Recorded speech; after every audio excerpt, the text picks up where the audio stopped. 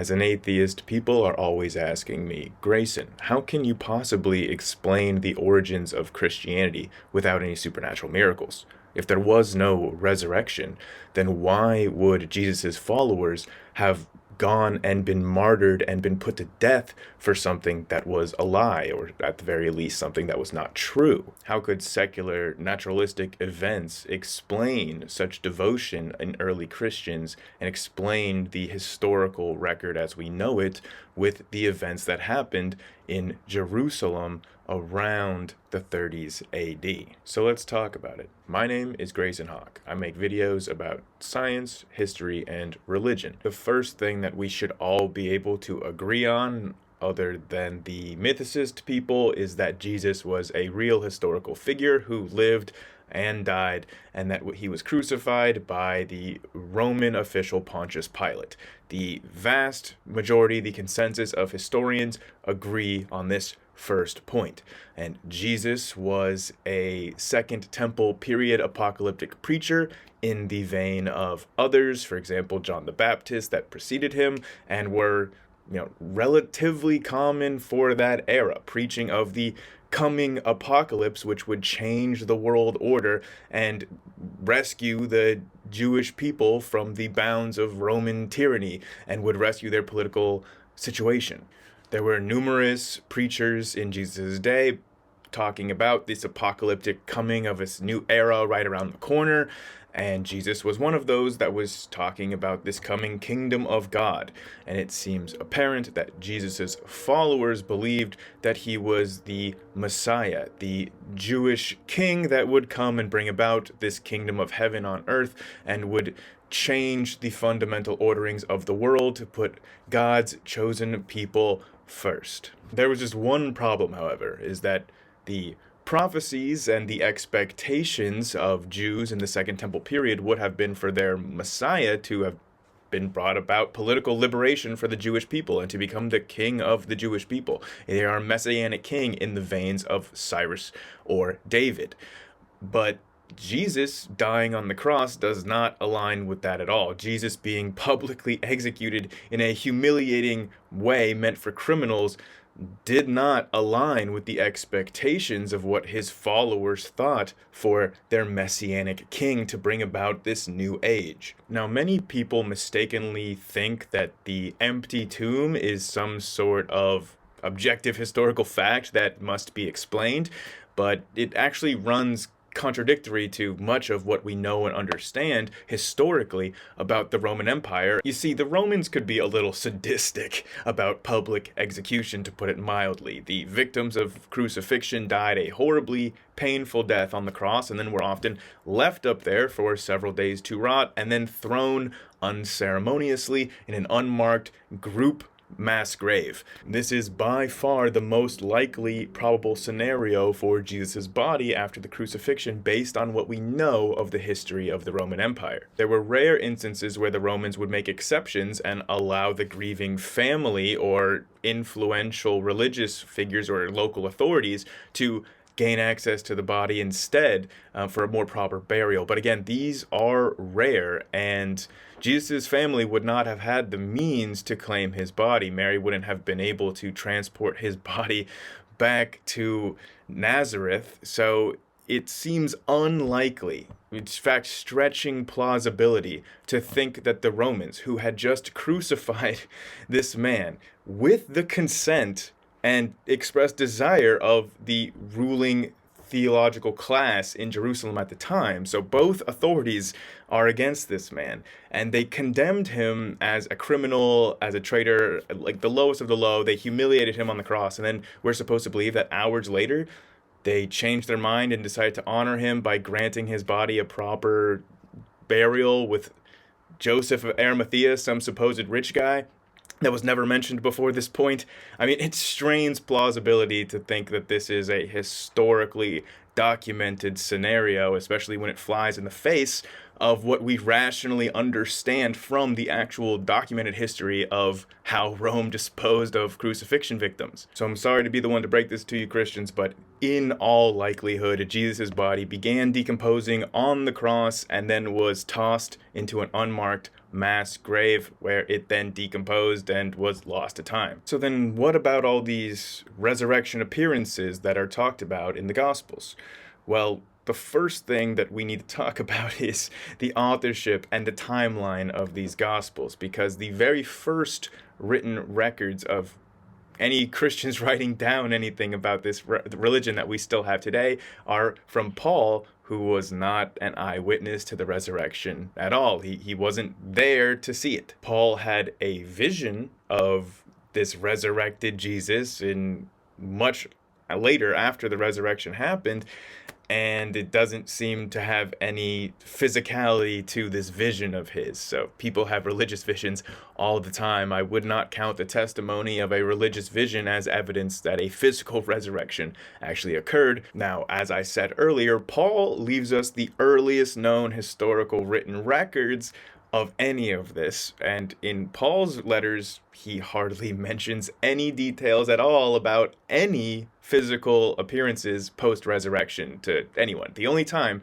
that he seems to mention any of this is in a quotation of a much earlier, probably the earliest known Christian text, the so-called Corinthian Creed, which states very plainly that Jesus first appeared after his death. He first appeared. Again, this is no reference to any physical appearance. It doesn't say anything more than just the actual vision of Jesus appearing to first Peter, the Apostle Peter, and then to the rest of the 12. So this is the earliest known historical attestation of any resurrection that we still have in extant texts. Before this, there would have been numerous oral traditions all over the Roman Empire and all the burgeoning nodes of the early Christian church. So it's this Corinthian Creed that needs a naturalistic explanation. So just how common is it for people to see visions of the dead? So according to a review in the Journal of Affective Disorders, post-bereavement hallucinatory experiences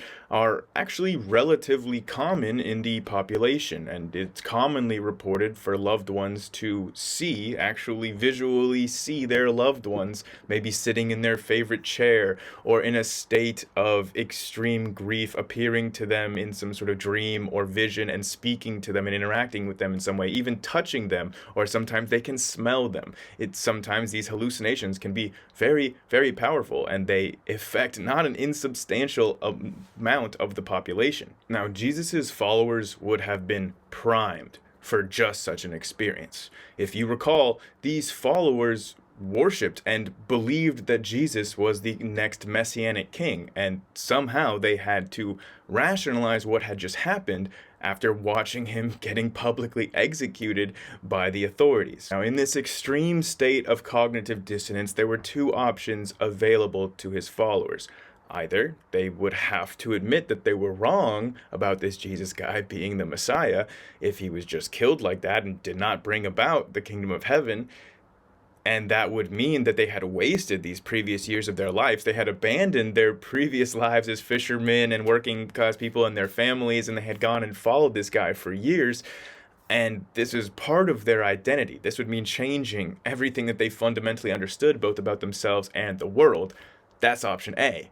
Or option B, they would have to figure out if Jesus' death had some sort of deeper meaning, and maybe they had been missing something, and maybe it was just their expectation that was wrong, and that they had been right about everything else, and they could maintain their identity. There was a bit of social status wrapped up in this identity as well. I mean, Peter, as we previously said, who was attributed as being the very first one to see this resurrected Jesus, ended up having one of the most prestigious positions in the early church and had quite high social standing. I mean, he's universally revered among almost every branch of Christianity still to this day. So we have to just think about what's more likely.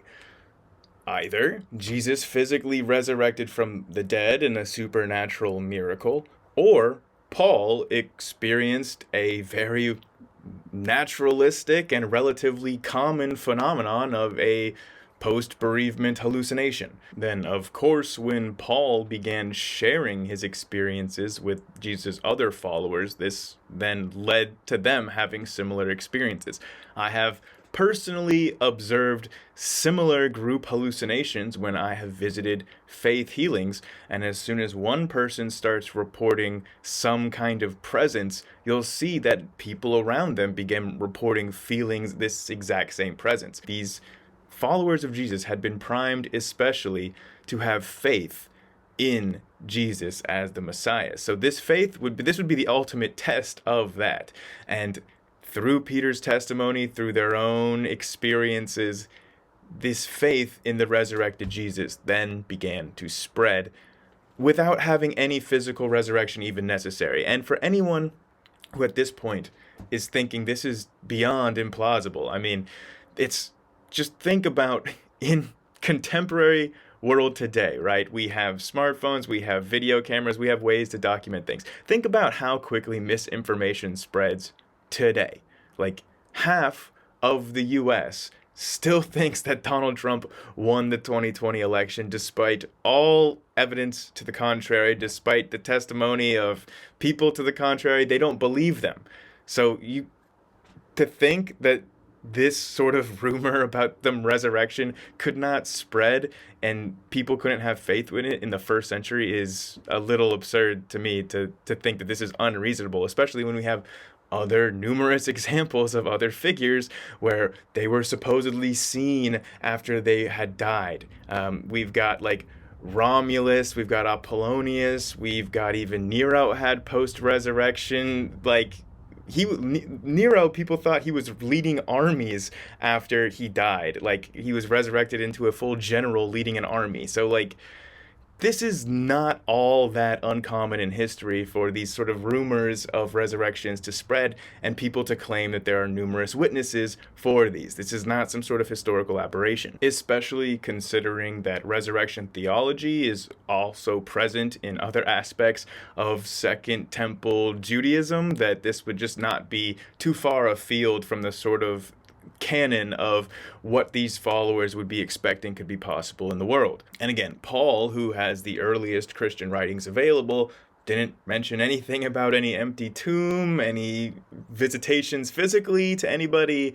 I mean, these are just details that Paul is just either not aware of or not concerned with in his letters. Now, is the earliest gospel Mark that introduces us to the empty tomb, and even in Mark, the post-resurrection appearances are basically non-existent in these very earliest written texts. It's only later, in the later Gospels of Matthew, Luke, and John, that we begin to see further elaboration upon these physical appearances. Like in Mark, we have almost no physical appearances post-resurrection. But then in the other synoptic gospels, we start to have physicality added to it, like Jesus eating of a fish. And then finally in John, we have a fully matured Christian theology being expressed with Jesus' divine resurrection fully enumerated. We even have the role of the doubting Thomas there, just to play the role of the skeptics for the evangelists of spreading Christianity, for sort of shooting down frequently asked questions. What's key here is how early Christianity spread. It spread out from Judea along trade networks and Roman ports and established Jewish communities that already existed in the various cities of the Roman Empire, like in Rome, in Greece, and in Turkey and Syria. And of course, in the first 2 decades of Christianity, they don't have any written sources. These are oral traditions being spread by word of mouth among these very early Christian communities, often underground in these mass gatherings. These Christians were trying to physically convince other people, usually in the beginning other Jewish people, to accept Jesus as this Messiah who died and was resurrected. And of course, in evangelism, we start to see different tactics to convince others arise. Like you start to see people asking about questions of the body, and then what do you know, in the gospels that show up, some of the oral traditions that explain some of these frequently asked questions begin to be incorporated in these early gospels. And that is what we are seeing in this evolution of this resurrection narrative over time. But what about the martyrs? One of the most common things that I hear Christians say is that these apostles, these earliest followers of Jesus, would not have been martyred. They wouldn't have been killed if they didn't truly believe in that Jesus resurrected. They would not have died for a lie. But how true is this historically? What do we know about the earliest persecutions of Christians? To the historical, actually verifiable sources, we know very little about Jesus' followers after his crucifixion. The only ones that we really have any mention of are like Peter and James and maybe John. So we don't really know much about what happened to the rest. They didn't leave us any actual eyewitness accounts of any of these events themselves. And in fact, despite what most Christians think and claim, the consensus of academic scholarship is that the four Gospels are also not eyewitnesses of any resurrection. So what do we know about the actual eyewitnesses? Because if you were not an eyewitness, then it's completely understandable for religious people to be martyred and die for their religions. This happens in every religion on earth, basically. So it's completely understandable in a natural worldview why people would be willing to die for their religious beliefs. But for the people that are saying that, oh, well, if, these followers, if they thought it was a lie or they just had doubts about if Jesus was really resurrected or not, and these physical appearances never happened, why would they be willing to go to their deaths over this instead of just recant and give it up? Here's the thing, though.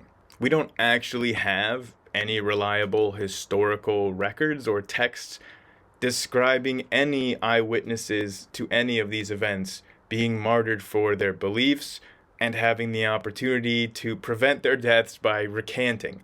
So the very earliest textually documented persecutions of Christians are discussed by Roman historians like Tacitus and Suetonius, decades removed after the events, writing in the early 100s about persecutions of Christians under Nero in the 60s AD. Tacitus says that he blames the Christians for the great fires of Rome. Suetonius doesn't mention this, but he does mention that Nero persecuted Christians. And neither of them ever mentions that they ever had the opportunity to be spared persecution by recanting their beliefs. Remember, the apostles, and Peter especially, who was the primary eyewitness to these resurrections, he's the first most important witness, he had very high social status because Jesus appeared to him first, supposedly. So he was one of the early church leaders. Now, while it does seem likely that Peter, as an early church follower, likely could have been martyred in these persecutions started by Nero in the 60s AD, but we don't know that because there are no contemporary sources documenting that. The sources that we have, like this one behind me talking about him being crucified upside down, is just a story that we have from much, much later periods. And I know that Christians want to accept these as true, but you have to be consistent. You have to apply the same standards that you would have for the written historical texts of other religions, that you apply those same standards to your own. And if we apply that, we could clearly see that these are not historically reliable accounts. We don't have any contemporary or reliable accounts of any eyewitnesses to Jesus being martyred for their beliefs specifically. And even if they did happen, it is likely maybe that Peter was, we just don't have any reliable sources documenting it. Even if that was the case, they were being used as scapegoats. It's not like they had the opportunity, if you recant your belief in Jesus, or if you admit that it was a lie, or if he never resurrected or anything, then we'll spare you. There's anywhere that it says that at all, or implies it. In all of our historical sources, it's just that the Christians were used as a scapegoat for the fire, or for whatever reason, they are gone after and persecuted. If they change their mind, it doesn't change anything that we know of according to any of the texts. So this is all things that Christians read into the texts to try to add some level of credulity about whether or not a resurrection really happened. But just look at other historical examples of the same kinds of testimony, Christians. We have eyewitness testimony of Augustus Caesar rising up to go directly to heaven himself. These are like senators that are claiming to see these. These are prestigious eyewitnesses. Do you believe them? We've got thousands and thousands of individuals that claim to have seen Nero resurrect, and they followed him as a general in his army. We have signed affidavits from Mormons that they saw the angel Moroni come down and give Joseph Smith those golden tablets. The historical records and evidence that we have that Jesus physically resurrected is extremely scant. Essentially, we have 4 different and contradictory versions of the story from multiple people, none of whom were eyewitnesses, all of whom are writing about it decades after the fact. And we can see a clear progression of elaboration and adding details in later as time progresses. Like you think, oh, well, Paul says that they appeared to 500 people. Like anyone could go and fact check that at the time. Like, you really believe that? You think that somebody who's hearing Paul's testimony in Greece or in Turkey is going to travel to Judea and is going to be able to find one of those 500 people to verify that? I mean, we literally have a documentary just in this decade, 2,000 Mules, documenting people that supposedly witnessed all of this voter fraud. I mean, we have QAnon. We have witnesses that say that there are military pilots who witnessed that the earth is flat. Okay, we have eyewitness testimony of all sorts of crazy things in the 2020s when we have modern technology to verify this, and anybody can go and try to verify these claims themselves. And yet you still have people, despite all the evidence, despite the people that go and they verify these claims themselves. I mean, I debunk pseudoscience all day on this channel, and you'll still hear people that even when presented with the evidence will not change their belief. It doesn't change their faith at all. So I don't think it's far-fetched at all to think that 2,000 years ago that you had similarly... So I don't think it's ridiculous at all to think that 2,000 years ago, especially in an apocalyptic cult of die-hard fanatics convinced that their leader is the messianic king that will lead them all to their salvation, it is really not so far-fetched to think that those people would be primed specifically to have an unshakable faith in the resurrection of their leader based on the testimony of church leaders who are highly, highly respected, who claim that they saw this for themselves.